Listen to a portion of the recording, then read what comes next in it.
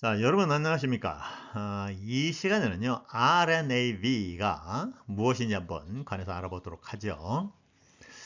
아마 지금 RNAV가 뭔지 한번 많이 들어보셨을 거예요. 그래서 어느 정도 감을 잡고 개념을 잡고 있는 분도 있으리라 보는데요. 그러면 RNAV는 에어리어 내비게이션, 많이 잘 알고 있을 겁니다. 에어리어 내비게이션이다. 우리가 이렇게 얘기를 합니다. 영어로 원어 에어리어 내비게이션. 그러면 우리말로는요, 잘 알죠? 잘 알죠? 지역 항법이다. 이렇게 가장 그대로 지역 항법 이렇게 이야기를 합니다. 그럼 이게 뭡니까? 항법의 한 종류인 것 같은데 이거 단순한 것 같지만 또 결코 쉬운 질문은 아닙니다. 굉장히 복잡해요. 그럼 한번 볼까요? 정의를 한번 볼까요? 이렇게 하고 있습니다. 일반적으로 여러 가지 다른 정의를 하고 있지만 에어리어 내비게이션, 즉 RNAV is navigation입니다. 내비게이션이라고 이렇게 딱 정의를 했어요. 그리고 또 allows aircraft to operate within the coverage라고 했는데요. 어떤 통달범이냐? certain ground and satellite base 내비게이션 에이드, 즉 지상하고 지상에 있는 그 항법 시설이 있잖아요. 항법 보조 시설. 그 다음에 세틀리트 위성이라는 게 있죠.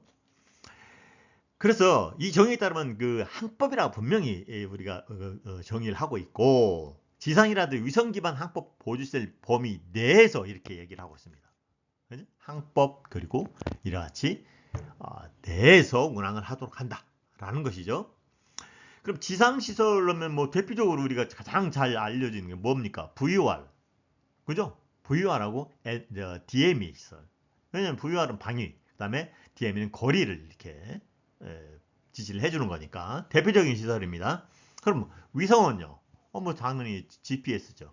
GPS 또는 우리가 GNS라고 이렇게 많이 합니다. 그래서 RNAV 최근에는 많이 사용을 하고 있어요. 그죠? 기본적으로 이게 뭐냐? 기본적으로 이게 뭐냐? 다이렉트입니다. 다이렉트. 즉 직항이네, 직항. 바로 내가 원하는 지역까지 직항할 수가 있다. 또 이걸 뭐라고 하냐면요. 포인트 투 포인트. 포인트. 어느 한 지점에서 어느 한 지점으로 이렇게 직항을 할 수가 있다. 이 개념이에요. 그래서 공항이잖아. 공항에서 공항에서 출발해서 공항으로 가니까 공항에서 공항까지 또는 항로상에 가다가다 항로 비행하다가 어느 한 지점에서 원하는 지점이 있잖아요. 또 다른 원하는 지점을 그냥 딱 바로 직행할 수 있는. 이건 굉장히 좋은 방법 아닙니까? 자, 이 개념을 여러분들 한번 잘 잡으시기 바랍니다. 왜냐하면 앞으로 계속 사용할 거예요. 자, 이것이 이렇게 보면요, 이게 공항이죠. 공항이 있고, 그다음에 DM이 VR과 DM이 시설 이렇게 돼 있습니다. 그러면 항로가 그럼 어떻게 보여? 항로 이거는 항로는 이렇게 기본적으로 우리 잘 알고 있지 이렇게 이와 같은 항법 보조 시설 연결돼 있어요. 중간에 다 이렇게 연결이 돼 있고, 그러면 어떻게 비행기는 하죠? 비행기 여기를 따라가는 거예요. 이렇게 따라가게 돼 있어요. 전통적으로 이렇게 갑니다. 이게 이제까지 전통적인 방법이에요. 그럼 여러분이나 누구나 다 생각하기에 아이고 그러면 공항에서 공항까지 직항으로 가면 얼마나 좋을까? 이거 생각 안 했겠습니까? 생각 안 했겠어요? 생각했죠. 이미 벌써 오래 전부터 구상은 돼 있었습니다. 그렇죠? 그래서 이들 시설을 이용해서 한번 해보자. 라는 것이 이제 이런 게 발달됩니다. 웨이포인트를 이게 웨이포인트라고 합니다. 웨이포인트. 즉 중간에 이렇게 웨이포인트를 찍는데 이건 가상 지점이에요. 이렇게 VOR이나 DME 같은 시설이 아니에요. 즉 VOR이나 DME 통달 범위 내에 있는 지점에서 VOR 방위가 있잖아요. 그렇죠? 방위가. 그 다음에 거리가 있잖아요. 그럼 올리면 그럼 이 웨이포인트 딱 찍을 수가 있죠. 어느 지점이든 찔 수가 있잖아요. 그러니까 그러면 공항하고 이렇게 웨이포인트 두 개를 찍는 거예요. 하나를 찍든 두 개를 찍든 세 개를 찍든 이렇게 찍어요. 그래서 웨이포인트 1, 웨이포인트 2입니다. 그래서 이것을 팬텀이라고 해요. 그냥 가상으로 아무 데나 찍을 수 있으니까 이렇게 찍을 수 있죠. 이렇게 찍었단 말이에요. 그러면 이렇게 항로 이렇게 구성이 되는 거죠. 그죠? 이렇게 항로가 구성이 직항로예요. 직항로. 비행기는요. 이렇게 비행을 하는 거죠. 이게 직항로를 따라서 비행을. 그죠? 얼마나 편리하고 경제적입니까? 얼마나 편리합니까? 이거를 이미 오래전부터 구상을 해왔어요. 그렇죠? 그럼 웨이포인트는 뭐냐? 앞에서 잠깐 말씀드린 바와 같이 이 통달 범위 내, 통달 범위, 즉 이런 해당 무선 시설입니다. VOR 시설이든지 GPS든지 그런 시설 통달 범위 내에 물론 있어야 돼요. 거기에서 이렇게 딱 찍어야 되니까 어디에서든지 이렇게 생성을 해낼 수가 있습니다. 지상 시설 옮길 수 있나요? 옮길 수 없죠. 정말로 편리한 항법입니다. 그러나 항공기는 웨이포인트라고 지정한 이 특정 성능입니다. 특정 성능. 이 특정 성능 내에서 운항할 수 있어야 됩니다. 하하, 그렇죠? 특정 성능 내에서 운항할 수 있어야 합니다. 아주 중요한 내용입니다. 그래서 이것을 우리가 뭐라고 합니까? 성능 기반, 성능 기반 항행이라고 합니다. 성능 기반 항행이라고 해요. 왜 그래요? 이거 항공기는 그래서 지금 어느 정도 여러분들 감을 잡았잖아요. 이런 VOR 시설 같은 거를 경유하지 않고 항공기 성능에 따라서 내가 이 탑재한 그 전자 장비가 이 웨이포인트를 딱딱딱 찍을 수 있는 성능에 따라서 운항을 할 수 있다라고 해서 PBN. 네? 그래서 이것을 성능 기반이라고도 합니다. 성능 기반 항법에 속하는 거예요.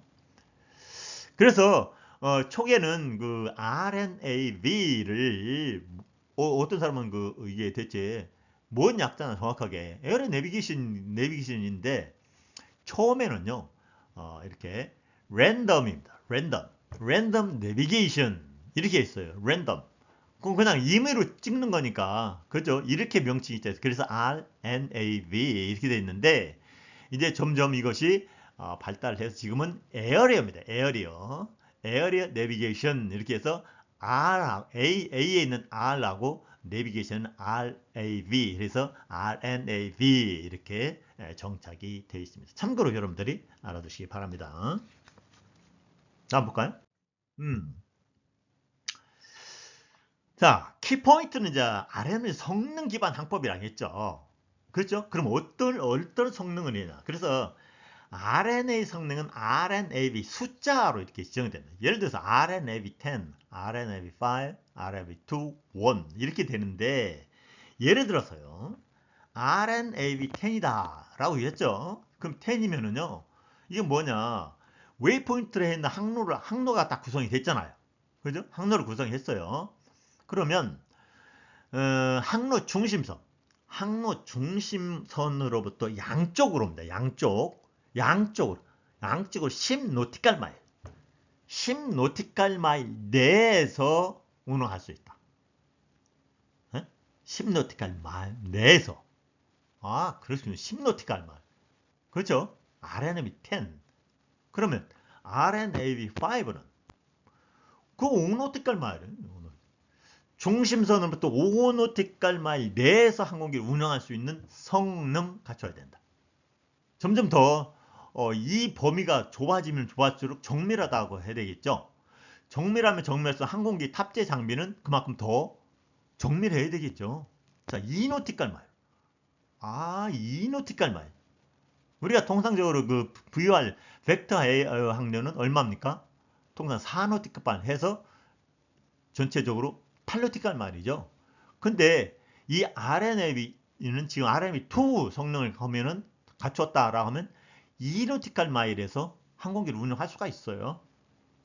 그러면 기존 그 벡터 항로의 절반에서 하니까 나머지 구간은 또 어떻게 할 수 있어요? 다른 항공기를 거기다 수용할 수가 있죠. 그만큼 공간이 남는다는 거예요. 그럼 RNAV1 뭔 뜻이냐? RNAV1은 1노티칼 마일. 1노티칼 마일 내에서 할 수가 있다. 아셨죠? 이처럼 노티칼 마일, 즉 거리 한계 외에 그럼 뭐냐? 비행시간입니다. 비행시간. 얼마만큼 이만큼 있어야 돼. 비행시간이 95% 동안 굉장히 중요한데 비행 시간이 95% 내 이내 요 그 성능, 즉 성능 기준, 즉 15, 2, 1노티칼 마일을 운항할 수 있는 성능이 바로 이게 성능이에요. 성능 또 나오죠. 강조됐죠. 그래서 이걸 또 우리가 PBN이다라고 이렇게 이야기를 합니다. PBN 기준 자꾸 이제 나오죠. 자, 여러분들이 성원 항상 감사드립니다. 저희가 발행한 그 6개 과목 있잖아요. 이렇게 많이 있는데 전면적으로 우리가 개편을 했습니다. 이 전면 개편 내용은요. 표준 교재 우리가 이제 나와 있으니까 표준 교재를 많이 적극적으로 반영을 했습니다. 많이 반영을 했고요. 그 다음에 또 이제 중요한 게 기출문제. 왜냐하면 이제 FA 문제를 그동안은 많이 다뤘는데 표준 교재가 나오다 보니까 이제 거기에서 이제 기출 문제가 많이 나오고 있어요. 그래서 기출 문제를 대폭적으로 반영을 했다. 여러분들이 결코 이 책을 보면은 이 문제집을 보면 실망하지 않을 겁니다. 또한 또 중요한 게 뭡니까? 또 중요한 게 문제도 중요하지만 실무 능력이에요. 실무 능력. 이것만 가지고 뭐 실무 능력 완전히 할 수는 없겠지만 이렇게 그 우리가 홈페이지 이런 그 유튜브를 통해서 자꾸 우리가 이런 책을 보충을 해주는 거예요. 실무 능력 향상에도 상당히 그 중점을 두었다. 이제 전자책을 뭐 찾는 독자가 점점 증가하는 추세입니다. 전자책의 그 독특한 특성이 있잖아요. 그림, 그 다음에 여러 가지 컬러로 막 볼 수 있으니까 그 흥미를 불러일으키고 이해력을 높여서 전자책 활성에 더욱 적극적으로 노력해 나갈 예정입니다. 여러분들이 많은 성원을 부탁드립니다. 아셨죠? 다음 볼까요? 그러면 RNAV 개발 과정을 한번 잠깐 보면은요. 이게 처음에 개발된 게 1968년도라고 그래요. 68년. 제가 앞에 말씀드렸죠. 그 편리한 것을 왜 생각을 안 했겠습니까? 68년도 굉장히 오래됐죠. 벌써 개발이 시작됐죠. 그리고 70년대 중반에 이것한테 절차가 발행이 됩니다. 그런데요. 1983년 이게 중단이 돼요. 왜 그러겠어요? 왜냐면은 이게 아직 VORC라든가 여러 가지 이제 항법 이 시설을 이걸 계속 대조를 해야 되고 차트하고 대조를 그 당시에 아직 기술이 발달되지 않았으니까 그러다 보니까 막 복잡한 거예요. 더 복잡하고 그러다 보니까 또 오류가 발생하고 그때는 물론 항법사가 있었겠지만 현대의 그 조종실하고 옛날 조종사는 전혀 다릅니다. 아주 바빠. 조종사도 바빠, 항법사도 굉장히 바쁜 시기였는데 이러다 보니까 오류가 발생되고 하다 보니까 그리고 이에 따라서 INS가 있잖아요. INS가 뭐죠? 그 INS가 이제 관성한 법장치가 개발이 되면서 이걸 더 많이 선호하는 거예요. 이러다 보니까 이제 중단이 됩니다. 그런데 2014년에 와서는 다시 이제 이것이 이제 개발되는 다시 이제 선호가 되면서 2014년에는 이카오에서 뭐냐면 그 회원들에 관련 PBN 상이에요. 아주 2022년 10월까지 GPS 접근 있잖아. GPS 접근 방식의 명명 규칙을 RNAV에서 전부 다 RNP로 변경을 권고하는 이런 큰 변화가 있었습니다. 자, 이것이 개발된 그 동기를 보면은요. 제일 중요한 컴퓨터, 디지털 컴퓨터입니다. 디지털 컴퓨터. 그렇죠. 빨라졌죠. 엄청 빨라지고 작아졌다는 거예요. 디지털 컴퓨터. 그 다음에 또 이제 뭐 FMS, FMC라고 또 하죠. 뭐지 아시죠? 이거는 완전히 그 컴퓨터예요. 그냥 그 계산을 다 해주면 그대로 이제 조종사가 입력해주면 그것을 다 이것을 웨이포인트를 생성을 하고요. 웨이포인트에서 거리, 비행 방향 이런 걸 다 계산해요. 이게 FMS예요. 이게 FMS. 그 다음에 이제 이것이 개발이 되면서 GPS가 이제 동시에 개발이 돼. GNSS. 그죠? 전 세계를. 그리고 너무 편리하잖아. GPS. 요런 것이 개발이 되고 또 하나 이제 이 센서의 통합입니다. 센서를 뭐냐? 이 센서 여러분 잘 알고 있죠. 일반 센서가 아니고 여기서는 FMS에 이것을 VOR 있잖아요. 이것을 그 웨이포인트를 생성하는 데 사용할 수 있는 모든 센서가 있어요. 그 GPS도 있고, GPS도 있죠. 그 다음에 VOR도 있죠. 뭐 VOR DME 있죠. 뭐 DME 또는 INS 이런 것을 다 센서로 그냥 여기서 명칭을 하고 이것을 센서를 통합을 시켜요. 이런 것들 통합을 해서 내가 필요한 것만 딱딱딱딱 수신하는 거예요. 거기서 또 최적의 자료를 도출해내는 거예요. 이게 아주 센서의 통합입니다. 예? 센서의 통합. 그죠? 이렇게 함으로 해서 뭐냐? 조종실은요, 뭐 극적인 변화가 사실 일어나고 있죠. 응? 극적으로 변화. 재래식이 와서 이제 지금 현대화 이제 글라스 칵핏이. 그러면 RNAV 핵심은 뭐냐? 모든 기능을 수행하는 것을 FMS. 이 FMS가 통합이죠, 통합. 기본적으로 다음 같은 기능을 갖춰야 합니다. 여러분들이 이제 한번 쭉 읽어보시면 돼요. 컴퓨터를 바로 FMS 기능이죠. FMS, FMC 기능. 센서들로부터 신호를 수신합니다. 어떤 센서들이냐? 어떤 센서들입니까? 재래식 있잖아요. 재래식. 우리가 알고 있는 VOR, DME 또는 INS라든지 IRS. 그 다음에 이제 GPS입니다. GPS. 그 이외에도 뭐가 있냐면 이미 오래전부터 천체, 관성, 로제타 또는 오메가라든지 로란C 등이 있었지만 이 GNS가 등장하면서 모두 폐기되었죠. 이제 거의 퇴출되었습니다. 그러면 GPS가 등장. GPS. 그렇지. GPS가 등장을 하면서 전통적으로 사용했던 이 같은 재래식 시설들이 이제 점점 줄어들고 있는 거예요. 그러면 RNAV 같은 게 상당히 이점이 있는데 GPS만으로 이가 충분합니다. 근데 굳이 VOR, DME 뭐 이런 장비를 사용해서 장비를 탑재해야 될까요? 할 이유가 있을까요? 있죠. 있습니다. 뭐냐? 운송용 항공기 같은 경우는요. 최소한 3종류의 항법 장비 의무적으로 갖춰야 됩니다. 왜 그렇죠? GNS 그렇죠. GNS 이상이 발생해요. 가장 중요한 게 GNS 전파에 약하기 때문에 전파기로는 아주 취약합니다. 그렇죠? 우리 그 신문 지상에도 가끔 듣잖아요. 전파기를 취약하기 때문에 이때는 VRDM이라든지 INS가 백업이 돼야 돼요. 그때는 꼭 GPS가 없다라 하더라도 항법이 계속할 수 있도록 VORDM이라든지 DME 또는 INS로 계속 할 수 있는 백업 시스템을 반드시 갖춰야 되기 때문에 필요하지만 그러나 단거리라든지 경비행기 있잖아요. 이런 거는 이제 GPS 센서만으로도 RME 성능을 가능하다는 겁니다. 그러니 뭐 이제 더 점점 이런 VOR 시설 같은 경우는 이런 것은 점점 백업으로만 활용될 수밖에 없는 그런 상황이에요. 그러면 간단하게요. GPS, RNAV 스펙, 우리가 이제 스페시피케이션이라고 하죠. 뭐 사양, 뭐 이렇게 얘기를 합니다. 한번 볼까요? 주로 이 RNAV를 어디 쓰냐? 전 구간에 쓰지만은 인루트 구간 있죠. 인루트 구간, 터미널 구간, 터미널 구간 다 활용이 돼요. 그리고 이제 이 성능을 보면은 뭐가 있습니다. RNAV. 그래서 인루트 구간은 RME10이 활용이 되더라. RME10. RME10 무슨 뜻인지 알겠죠? 그 다음에 RNAV 터미널 구역에서는 RNAV5하고 그 다음에 RNAV2 1이 터미널 구역에서 활용이 됩니다.